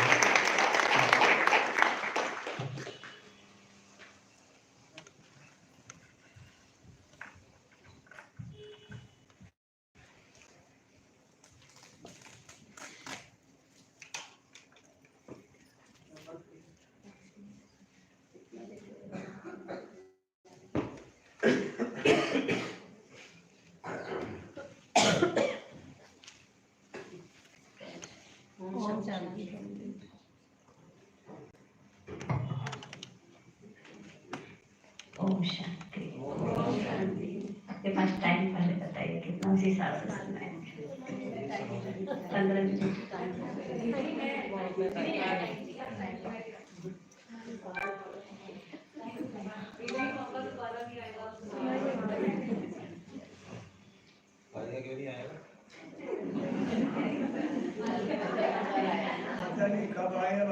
आज आया, आज को कैश कर लो। अनु बहन जी ने बोला था मुझे कि 8:15 बजे सब निकल जाते हैं। तो इसलिए मैंने स्पीड में एकदम एक्सप्रेस चलाया मुरली के लिए। आप तैयार हो क्या सारे? लेकिन मुरली के लिए जितना हम साइलेंट में धीरे धीरे पढ़ते हैं तो वो हमारे अंदर जाता जाता है। स्पीड में भले हम मुरली सुन लेते हैं, हमको लगता है मैंने ठीक सुना है, अंदर नहीं जाता है। तो मुरली हम जितना धीरे धीरे प्यार से सुनते हैं तो बाबा के एक शब्द से वो रस मिलता है, वो अनुभव मिलता है। तो हमें रीडिंग नहीं करना है, रियल में मुरली का रस लेना है। और बाबा ऐसी कोई बात नहीं है जो मुरली में नहीं सुनाते हैं। हर एक पॉइंट, अगर मान लीजिए हमारी कोई बहुत निंदा करता है और बार बार करता है, हम सोचते हैं कि मैंने इसका क्या बिगाड़ा है, मेरे पीछे इतना भी क्यों लगा है, ऐसा नेगेटिव एनर्जी क्यों लगा है मेरे पीछे? कोई अगर बहुत निंदा करता है, हर वक्त मुझे नीचे गिराने की कोशिश करता है, खुश होना चाहिए या दुखी होना चाहिए? क्या सोचे तो खुश हो? मैंने क्या इतना पाप किया है इसके साथ, मैंने इसका इतना क्या बिगाड़ा है, मेरे साथ ऐसा क्यों? नेगेटिव अधिक कराता है ना, पॉजिटिव बहुत कम आ पाता है, जिसके कारण हम बहुत दुखी होते हैं। फिर वो तो नेगेटिव बोल ही रहा है, हम क्या करते हैं सबके सामने, वो मेरे पीछे ही लगी रहती है, वो मेरा पता नहीं मेरा उसके उधर से नेगेटिव आ रहा, इधर से भी नेगेटिव जा रहा, क्या होगा? हिसाब कंप्लीट होगा? इसलिए परमानेंट चलता रहता है। उधर से भले नेगेटिव आए, लेकिन इधर से अगर हम पॉजिटिव सोचते हैं, हिसाब बहुत जल्दी खत्म होता है, क्योंकि ब्रह्मास्त्र का काम करता है। दूसरा नंबर, अगर हमारे पास ऐसी कोई परिस्थिति दूसरा व्यक्ति बनकर आता है तो सबसे खुशी की बात है, ये सबसे सहज हमारा अकाउंट है, क्योंकि शरीर का जो आता है वो तो फिर भी कष्ट देता है, लेकिन दूसरा कोई बोल रहा है तो उसके ऊपर दया नहीं चाहिए। किसकी निंदा कर रहा है? भगवान के बच्चों की। असल बात है कि स्वमान में रहना है। अगर हम स्वमान में रहेंगे ना तो कोई ऐसा कुछ बोलेगा भी तो उसके प्रति नेगेटिव नहीं आएगा, तो हिसाब जल्दी खत्म होगा, क्योंकि किसकी वो निंदा कर रहा है, क्यों ऐसा कर रहा बेचारा। तो बाबा कहते शुभ भावना रखेंगे तो वो भी जल्दी जल्दी खत्म होता है। एक कहानी बताते हैं इसके ऊपर। एक व्यक्ति था, बहुत दानी था, इतना दान पुण्य करता था। अचानक एक दिन क्या, सुबह से रोज बैठा रहता था, दोपहर हो गया, जब देखा कोई नहीं आ रहा है तो उठ करके खटाल में घूम रहा था अंदर घर में। तो एक सन्यासी आया, आकर के सीधा देखा नहीं है तो सीधा अंदर चला गया और खटाल के पास वो पहुंच गया। तो राजा को बहुत गुस्सा आया कि अभी यहाँ सुबह से मैं बैठा था तब नहीं आया, अभी आया है। उसने गुस्से में आकर के गोबर पड़ा था वो उठा के दे दिया, ले जा। अब वो लेके चला गया और ले जाके क्या करेगा, वो अपनी झोपड़ी के पीछे फेंक दिया। कई वर्षों के बाद राजा अचानक उसी रास्ता से गुजर रहा था, देखा यहाँ गोबर का इतना बड़ा पहाड़। तो बोलते ये क्या है, ये तो नहीं पहली बार देखा ये गोबर का पहाड़। जाके पास में जाके देखा, हाँ गोबर का पहाड़ है। तो सोचा पता तो लगाऊं ये गोबर का पहाड़ कैसे लगा। तो गया तो फिर वही व्यक्ति जिसको दान किया था उसको मिला उसको। उसने बोला महाराज दान देखने की बढ़ती है, कम नहीं बढ़ती। तो बोला मैंने क्या किया? बोलता आपको शायद भूल गया होगा, एक बार आपने ऐसे हमें गोबर दिया था और मैंने वो फेंक दिया और आज वो बढ़ते बढ़ते बढ़ते पहाड़ बन गया है। तो बोला ये तो सोच में पड़ गया कि इसका मतलब सारी दुनिया में मेरी बदनामी होने वाली है, इसका मतलब जब भी कोई देखेगा तो यही बात आएगी। तो उसने कहा ये खत्म कैसे होगा? बोला कोई उपाय है खत्म करने का? बोला हाँ हर चीज का उपाय तो होता ही है। बोला कैसे होगा? बोला एक काम करिए, आपके राज्य में एक भी ऐसा व्यक्ति नहीं होना चाहिए जो आपकी निंदा ना करे, ऐसा कोई काम करना पड़ेगा तब ये खत्म होगा। तो बेचारा चिंता में पड़ गया, क्या करें। आया घर में, मंत्री से बात किया, मंत्री ने कहा कोई बड़ी बात थोड़ी है ये, निंदा करना तो कोई बड़ी बात है ही नहीं। मेरी लड़की है, मैं उसको सजा दूंगा, कल आप रथ में बैठिएगा, वो शराब खोल के देगी, आप पीते रहिएगा, सारे दुनिया में लोग थू थू करेंगे, राजा का क्या हो गया, राजा का क्या हो गया। उसने बोला चलो ठीक है। तो वो ऐसे ही किया उसने। अब जो देखे उसको सब बोलना शुरू करे, राजा का दिमाग खराब हो गया, राजा ऐसा है राजा। अच्छा उसको दुख हो रहा था कि खुशी हो रही थी राजा को सुन के? खुश हो रहा था। क्यों खुश हो रहा था? फिर उसको लगा कि पता नहीं मैं इतनी निंदा तो सारा रात घुमाते घुमाते सारा रात सबने बहुत निंदा किया। अब उसको अंदर में लग रहा पता नहीं सच भी है या झूठ है, जाके पता लगाना चाहिए वो पहाड़ खत्म हुआ या नहीं हुआ। जाके देखता तो इतना सा भी बचा हुआ है। वो सोचे तो फिर बढ़ जाए, कितना बचा हुआ। फिर बोला ये क्यों बचा हुआ है? उसको चिंता हुई। बोलता अभी भी कोई एक व्यक्ति है जिसने आपकी निंदा नहीं की है। वो कौन होगा? मंत्री। उसको तो पता था। अब उसको ऐसा कुछ करना पड़ेगा जो मंत्री भी उसकी निंदा करे, तब जाके वो पहाड़ खत्म होगा। तो कहने का मतलब कोई अगर बहुत पीछे लगता है तो ये भी मेरा भाग्य है। वो व्यक्ति मेरे लिए वो मेहनत कर रहा है, मेरा हिसाब खत्म करने के लिए वो मेहनत कर रहा है, इसलिए उसको दिल से शुक्रिया कहो, दिल से धन्यवाद कहो। कभी भी उसके प्रति हमारे अंदर नेगेटिव भाव नहीं होना चाहिए, क्योंकि बाबा कैसे कैसे हमारा हिसाब कंप्लीट करा रहा है और हमको पता भी नहीं पड़ने देता। आश्चर्य की बात तो ये, मुझे पता ही नहीं पड़ने देता है। मैं तो बहुत खुश होती हूँ। सबसे सहज दूसरा कोई घटना मेरे लिए, तो ये धन्यवाद देने की बात है या नहीं है? दादियों को मैंने बहुत क्लोज से देखा। जब कोई बहनें जाकर के किसी बहन की निंदा करती थी दादी के पास, दादी उसने ऐसे किया, दादी उसने ऐसे बोला, दादी को सब पता है। लेकिन जब वो बहन दादी के पास आती थी ना, दादी उसके से प्यार से होती थी, कानन ठीक है, सब ठीक चल रहा।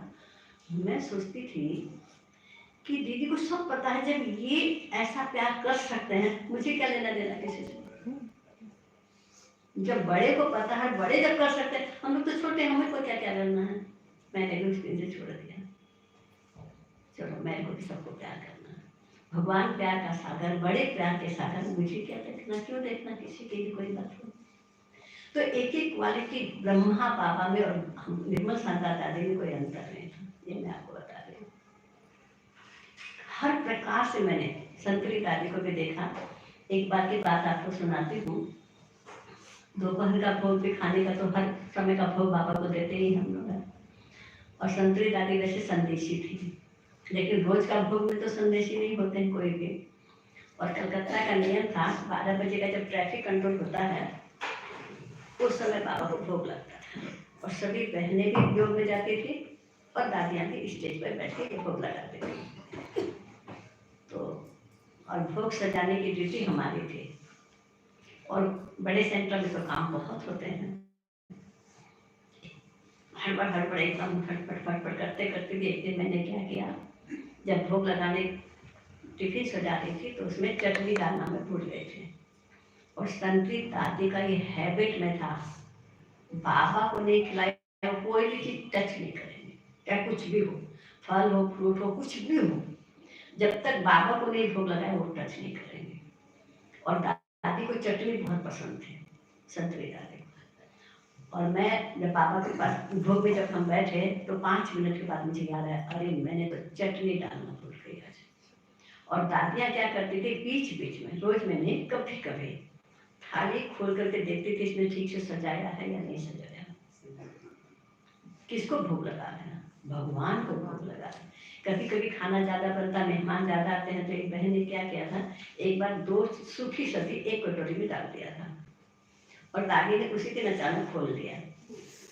दादी ने बोला, कोई मेहमान तुम्हारे घर में आएगा तो तुम एक कटोरी में 2 सब्जी डाल के दोगे? तुमने बाबा को क्या समझा?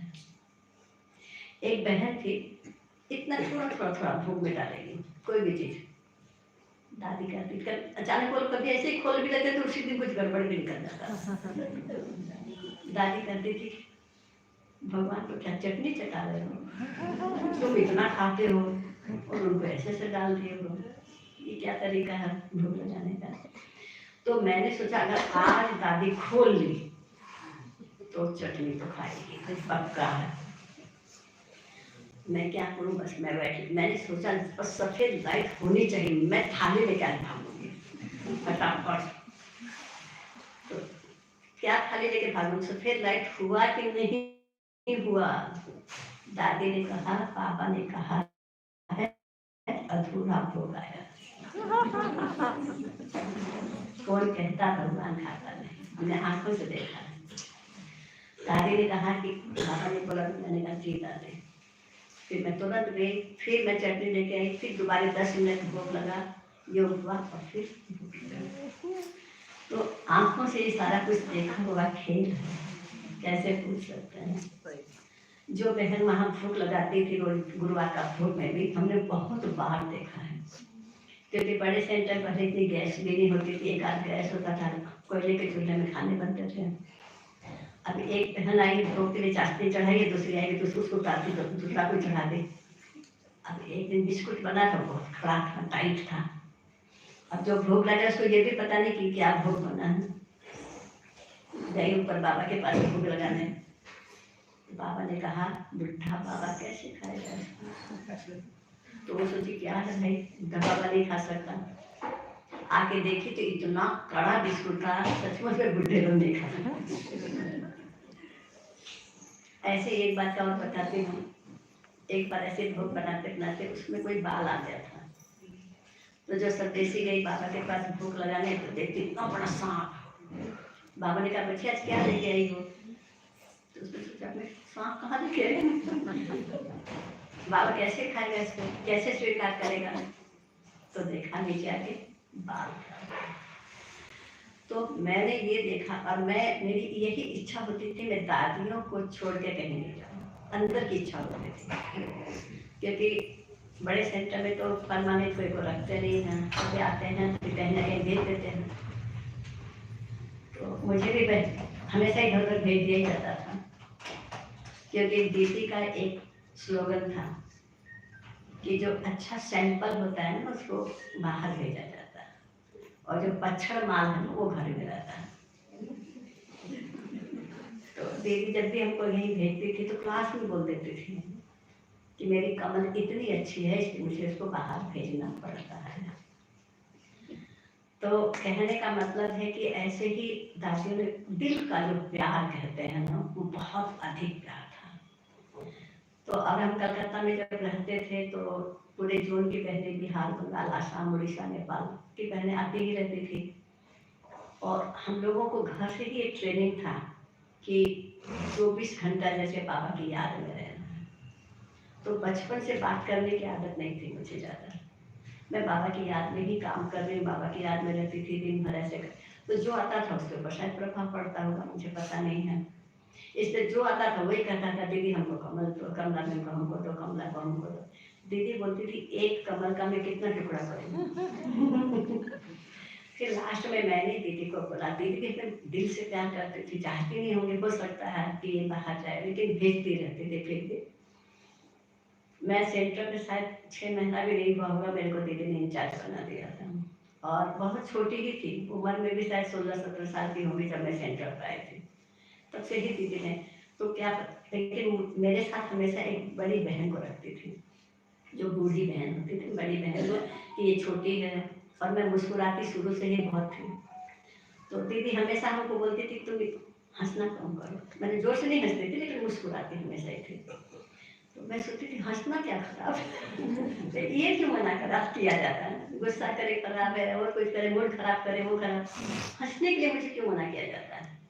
पीछे जब बड़े होते हैं तो समझ में आता है क्यों मना किया जाता है, उसमें तो समझ में नहीं आता था। लेकिन हमारे साथ इसलिए दीदी एक बड़े को रखती थी ताकि मैं सदा सेफ रहूँ। तो इस तरह से बड़ों ने जो पालना दिया, प्यार दिया, और दीदी का इतना प्यार था, लास्ट में मैंने दीदी को बोला दीदी आप हमको पास वाले सेंटर पे रख लो, ना कोई देखेगा ना कोई मांगेगा। क्योंकि मेन सेंटर में सब आते हैं, अब अगल बगल के सेंटर में थोड़ी कोई जाते हैं इतने। तो तब से ही दीदी ने मुझे श्यामनगर सेंटर में रखा। और दीदी की पालना ऐसी थी, सप्ताह में एक बार हम मिलने जाते ही जाते थे। तो कोई ना कोई भाई निमित्त होते थे जो हमें लेके जाते थे, क्योंकि छोटे होते थे, ट्रेन में जाना होता था। तो अगर वो भाई कोई कारण से मुझे सप्ताह में एक दिन नहीं लेके गया तो दीदी उसको डांटती थी, मेरी कमल को क्यों नहीं लेके आया? तो वो उसको भी पक्का था कि हमको लेके जाना ही है इनको, एक सप्ताह में एक दिन तो कम से कम दीदी से मिलाने जाना है। तो हम लोग ऐसे दीदी के पास बहुत प्यार और पालना जिसको हम कहें। अगर मेरे से कुछ चीज गिर गई, टूट गई, मुझे कभी नहीं बोलती थी, दूसरे को बोलेगी तुमको दिखाई नहीं दे रहा है गिर गया, सूट खाओ। लेकिन बहुत वंडरफुल पालना।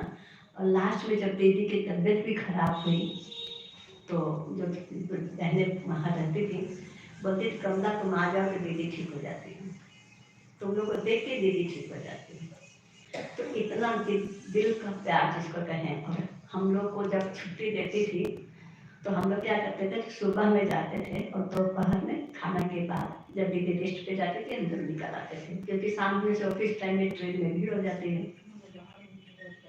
तो एक बार क्या हुआ, दीदी का पता नहीं क्यों अंतिम समय की बात बता रही हूँ, ये लास्ट समय की बात है।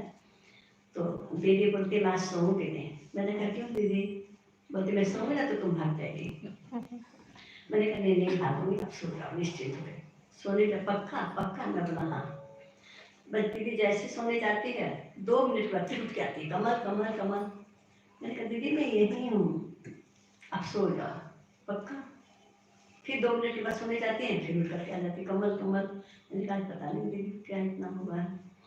तो कहने का मतलब है अंतिम समय हम लोग जब निकलते थे बाहर गैलरी में खड़ा होकर के टाटा करना, जैसे बाबा गेट तक जाते थे, छोड़ने जाते थे, ये सारी क्वालिटी दीदी में हमने देखा।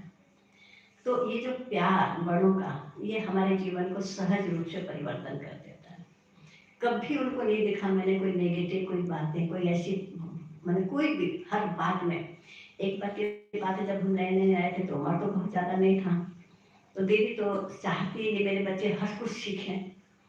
तो दोपहर में सब सोते हैं, तो माताएं एक होती थी जो टोलियाँ बनाती थी, तो दीदी बोलती कमल तुम उनके साथ सहयोग करना दोपहर में।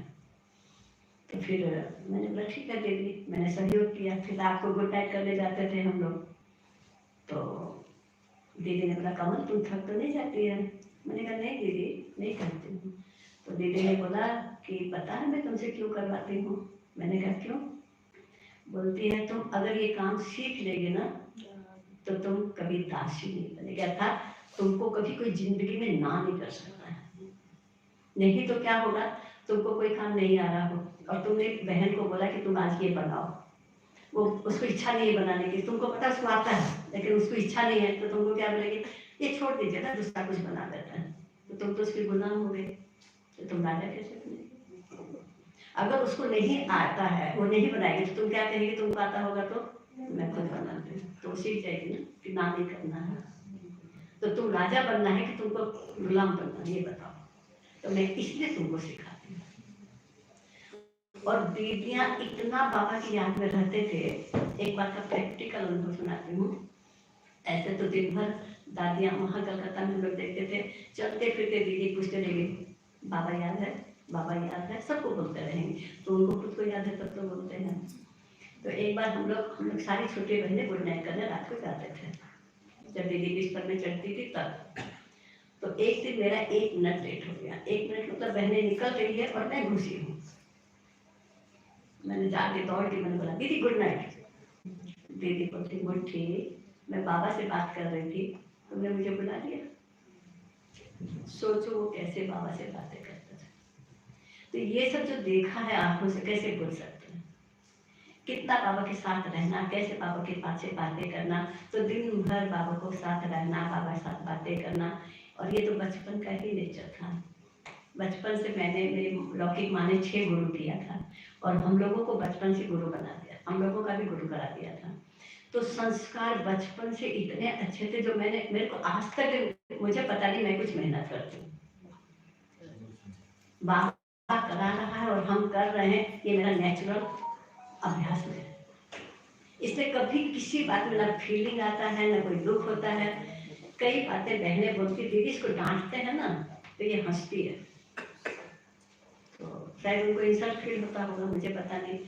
लेकिन मेरा नेचर जो बचपन का था ना वो वंडरफुल नेचर था। इस बात में मुझे कोई एक शब्द नहीं बोल सकता था, डांटना तो बहुत दूर के बात है।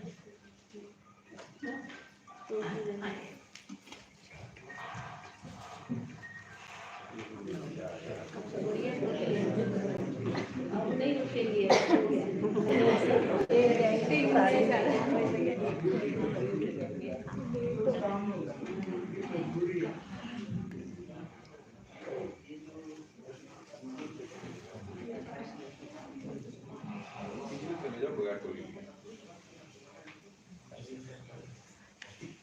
बस अभी दीदी पूरा करने वाली है।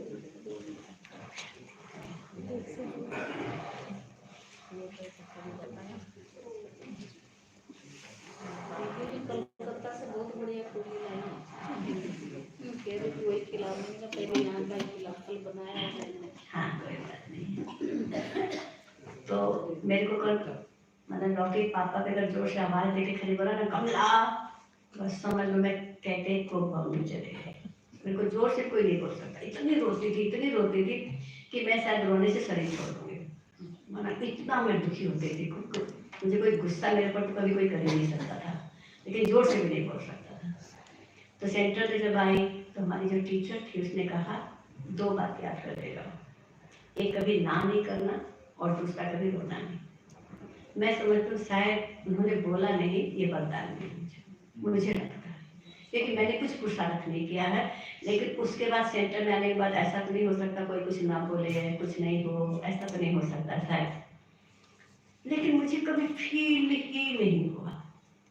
मेरे बराबर की एक बहन थी, हमेशा मेरे पीछे लगी रहती थी, बड़ों को जाके मेरी निंदा करेगी, जानबूझ करके मैं प्रदर्शन समझाऊंगी तो बीच में समझाएगी, मैं कोर्स कराऊंगी तो जाके बोलेगी वो ठीक नहीं करा के दूसरा दिन खुद कराए, मतलब हर प्रकार से।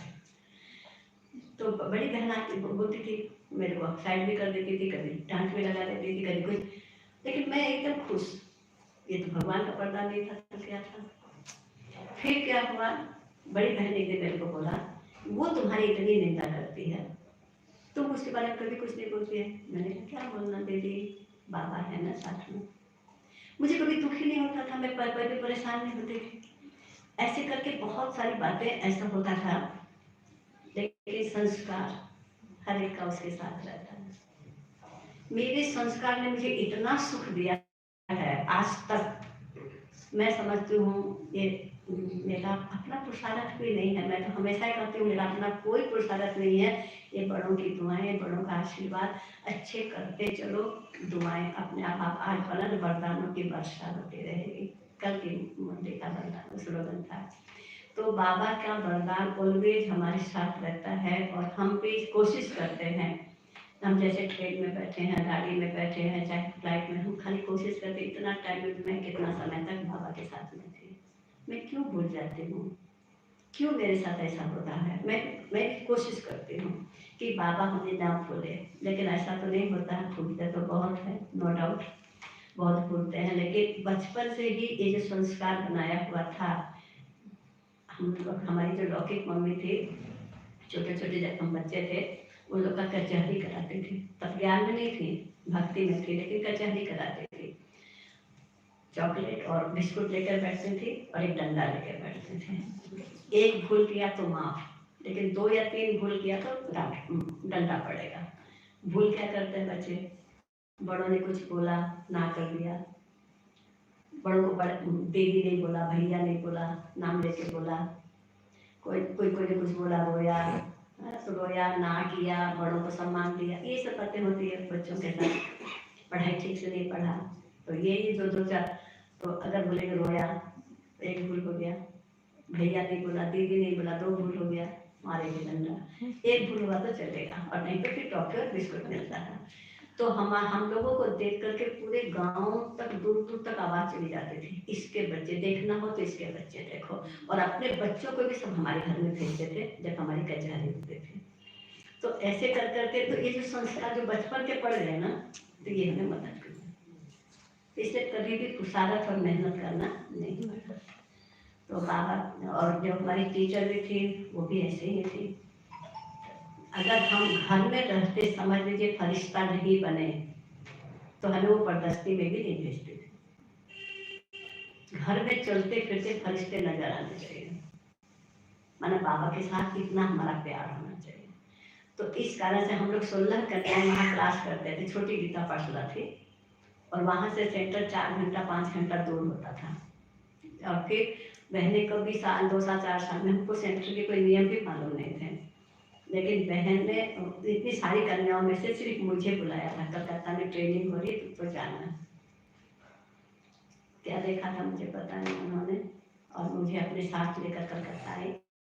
और जब मैं कलकत्ता की ट्रेनिंग में फर्स्ट घुसी थी, 21 कन्याओं की ट्रेनिंग थी, तो मैं एक दिन लेट पहुंची थी, कोई कारण था, शायद कुछ गड़बड़ चल रहा था उस समय, तो 78 की बात है। तो मैं पहली बार जब घुसी तो जो कन्याएं आई थी वो लोग, उन्होंने फील किया कि कोई महान आत्मा हमारे घर में, मैंने ट्रेनिंग में घुसी है। मुझे ये पता नहीं था, लेकिन वो लोग पहले बता रही थी, पीछे बताई मुझे। तो कहने का मतलब है कि बाबा ने हम बच्चों को तैयार करके ही भेजा। बाबा जो रोज याद कराते हैं ना, तुम पूज्य आत्माएं हो, तुम देव आत्माएं हो, तुमने 84 जन्म लिया है। तो ये जो हमारा स्वमान को अगर हम जागृत करते हैं ना, तो हमको मेहनत करने नहीं पड़ती। तो स्वमान को हमेशा जगाओ, बाबा हमेशा कहता है कोई ना कोई एक स्वमान को याद रखो, सारा दिन उसकी प्रैक्टिस करो। मैं तो सोचती हूँ कि बाबा इतनी अच्छी पालना दे रहा है हमको, इतना अच्छा पढ़ाता है हमको, मुरली से प्यार हो। जानकी दादी बोलती हम कभी भी बाहर की कोई बुक्स कभी नहीं पढ़ा होगा मैंने। क्यों? पापा जो इतनी अच्छी पढ़ाई पढ़ाता, बस इसी को, बाबा के ऊपर और कोई पढ़ाई है ही नहीं। तो बाबा की इतनी अच्छी पढ़ाई के ऊपर खाली हम अटेंशन दें, बहुत स्लोली धीरे धीरे उसको रिसीव करें ना, तो जीवन परिवर्तन हो जाता है। मेहनत करने नहीं पड़ती। ठीक है। ओम